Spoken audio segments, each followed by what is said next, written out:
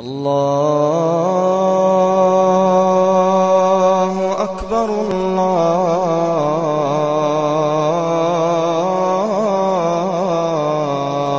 أكبر. حشر کی میدان میں تو جنت کی جو شکل ہے، جو صورت ہے، وہ دکھایا جائے گا.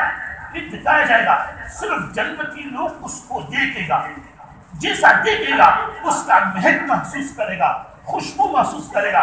لیکن جنت اور اس انسانوں کے درمیان میں فاصلہ 500 سال کی سفر کا ہوگا. پھر اس کی خوشبو اور اس کی چمک کو محسوس کرے گا.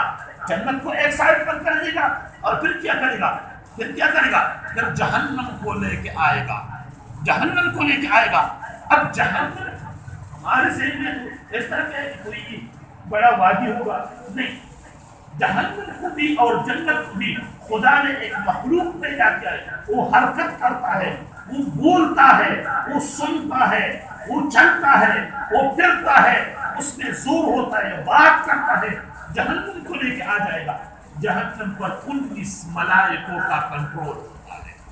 قرآن سے ثابت ہے 19 ملائکی اس کا کنٹرول کر دیتا ہے. 19 ملائکی اس کا بڑے ہوتا ہے. ہر ملائکی کے ساتھ 70,000 ملائکی اس کی معاونت کر رہا ہے. 19 ملائکی کے ساتھ 70,000 ملائکی، یہ تقریباً 1,33,00,000 ملائکی بن جائے گا. 1,33,00,000 ملائکی اس کی زیر دست ہے. اس نے اس جہنم میں زنجیریں ڈالا ہے، اور یہ 1,33,00,000 ملائکی اس کو کنٹرول کر رہا ہے. جب وہ زور لگائے گا وہ آئے گا جہنم کی طرف، جہاں جنت حشر کی میدان کی طرف آ جائے گا. جب انسانوں کی طرف دیکھے گا تو ایک دفعہ کوئی سارے انسانوں پر حملے کا کوشش کر دیتا ہے. جب وہ حملہ کرے گا یہ ملائکہ اس کو کنٹرول کرے گا.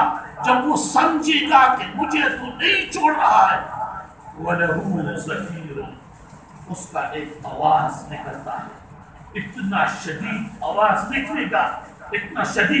نکلے گا کہ سب انبیاء، اولیاء، صدیقین سب اپنی گردنوں کے بل لگ جائے گا.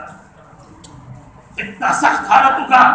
حدیث شریف میں ہے 3 افراد، جبریل، میکائیل اور ابراہیم علیہ السلام، ایک عرش کی پہلوں کو پکڑ کے اتنا کہے گا کہ الہ بس ہمیں بچا دے، ہم کسی کا سفارش نہیں کریں گے. کسی اور میں بات کرنے کا جو